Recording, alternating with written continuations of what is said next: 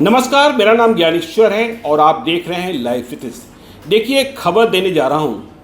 खबर दुख की है। खबर ये है कि कन्हैया बाबू नहीं रहे। अब आप पूछेंगे कन्हैया बाबू कौन? तो देखिए, कन्हैया बाबू का पूरा नाम कन्हैया प्रसाद सिंह। और कन्हैया प्रसाद सिंह कौन? कन्हैया प्रसाद सिंह की पहचान हम आपको ये बताएं कि वे पटना हाईकोर्ट के सीनियर एडवोकेट और ये बताएं कि वे पटना हाईकोर्ट के जस्टिस आशुतोष कुमार के पिता। यह पहचान बहुत कम होगी।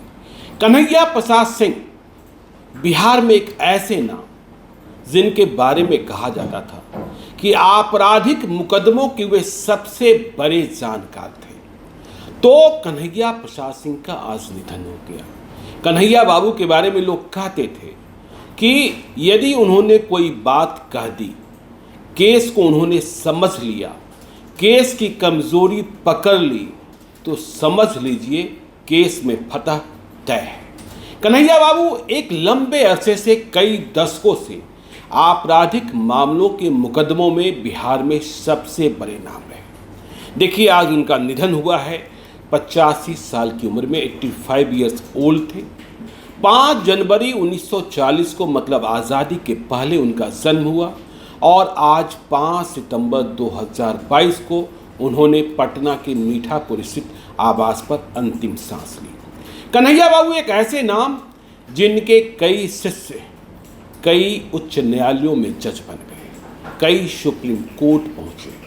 देखिए, कन्हैया बाबू के पास आपराधिक मामलों को लेकर वे लोग पहुंचते थे जिन्हें लगता था कि दूसरा कोई इस मामले को ठीक से समझ नहीं सकता था। बहुत ही बारीक निगाहें थी उनकी और जानकारी तो पूछिए मत। मुझे याद है, मैंने क्राइम रिपोर्टिंग की शुरुआत की थी और कोई 8-10 साल बाद मैं उनसे मिला था किसी मसले में, मुझे राय लेनी थी। तो उन्होंने जो चीज़ें मुझे बताई थी, मैं पिछले 2 दशकों से मिल नहीं पाया, तो आज भी मुझे याद है जहन में कि वे चीज़ों को किस तरीके से परिभाषित करते थे, डिफाइन करते थे। हम कह सकते हैं कि वे क्रिमिनल पिटीशंस के, क्रिमिनल मुकदमों के वे सिग्नेचर थे। देखिए, पिछले दिनों मैं किसी दूसरे सिलसिले में पारस हॉस्पिटल गया था पटना में, किसी और मरीज को देखने गया था। मालूम हुआ कन्हैया बाबू वहाँ बीमार हैं। देखिए, उम्र तो थी ही, उम्र जनित बीमारियां थी और डॉक्टर लगे थे। उस दिन भी पटना हाई कोर्ट के कई जजेस और बड़ी संख्या में जो अधिवक्ता हैं वे उनसे उनका हाल चाल लेने पहुंचे हुए थे। वे कईयों के गुरु थे। तो हम ये कह सकते हैं कि कन्हैया बाबू का जाना बिहार के लिए एक अपूर्णीय क्षति है। उनकी पहचान सिर्फ बिहार में ही नहीं, देश भर में थी। कन्हैया बाबू थे और उनके बराबरी में, उनके रहते कोई दूसरा नहीं दिखता था। तो कन्हैया बाबू को नमन है। कन्हैया बाबू चले गए हम लोगों के बीच से, तो बिहार उनको याद रखेगा।